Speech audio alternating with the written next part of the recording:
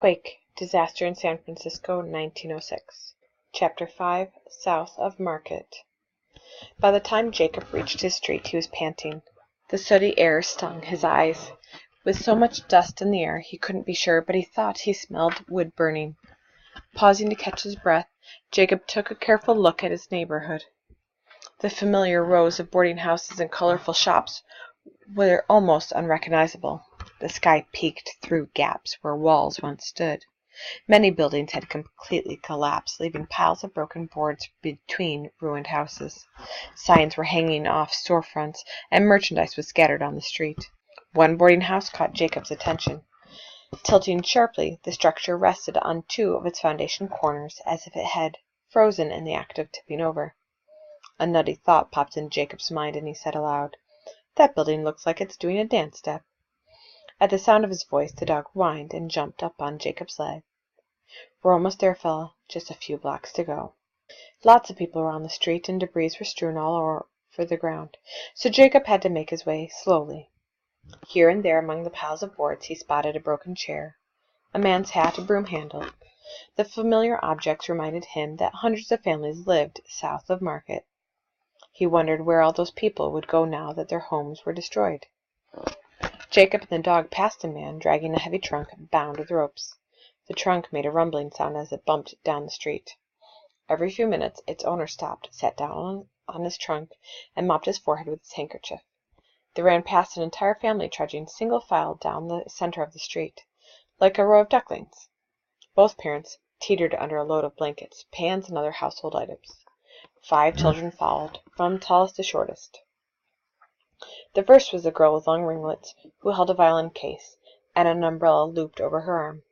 Her 4 brothers trailed behind her, each carrying a heap of clothes. The smallest child couldn't have been any older than 4, but he clutched a bundle of linens as he hurried after his bigger brothers. Jacob swerved around a young man pushing a baby carriage piled high with towels, books, and a lamp. Walking next to the carriage was a woman who carried a sleeping baby wrapped in a quilt. Several people pushed wheelbarrows filled to overflowing with clothes and cooking utensils. Sightseers also wandered through the streets, stopping to chat and gawk at the damage. A large group of men and women posed for a photograph in front of one of the wrecked buildings. Just ahead, Jacob noticed 4 men on top of a mound of rubble. They were straining to hoist massive wooden beams and heave them aside.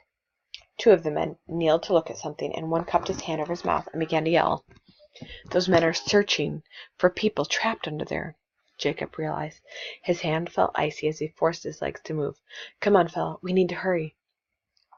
Jacob and the dog had to circle around a crowd of 20 or 30 spectators who were gathered on the street looking up at a 4-story hotel.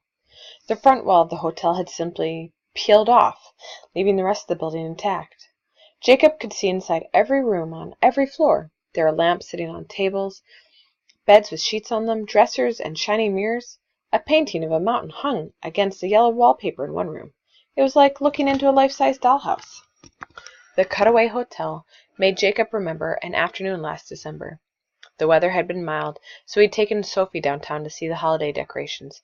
It was just before Mamma died. As they gazed in shop windows, Jacob had held his sister's hand.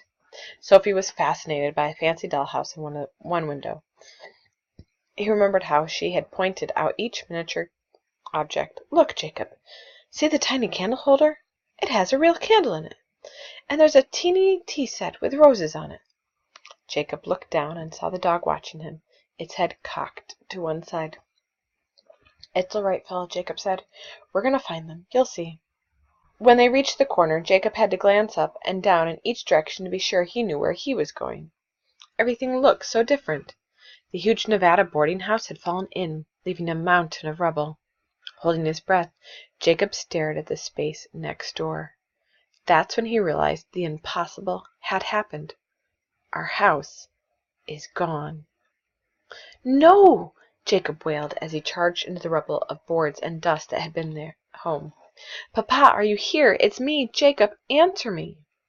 The dog began barking, and people were yelling, but Jacob ignored them. Where's our apartment? He had to find his family. He had to find Sophie. As he scrambled onto the mound of boards, Jacob heard something crack. His foot plunged between dusty planks, but he was able to break his fall by grabbing onto the corner of a mattress. Pulling his leg free, he continued crawling up the mound. Cautiously he inched along across a jagged section of wall and squinted into a cavern-like opening. "Sophie! Papa! Can you hear me?" No voices answered, so Jacob picked his way around the opening and continued searching. The dog was following him. Barking excitedly, it hopped from board to board. Suddenly it yelped, then began squealing frantically. Jacob looked back, but he couldn't see the animal.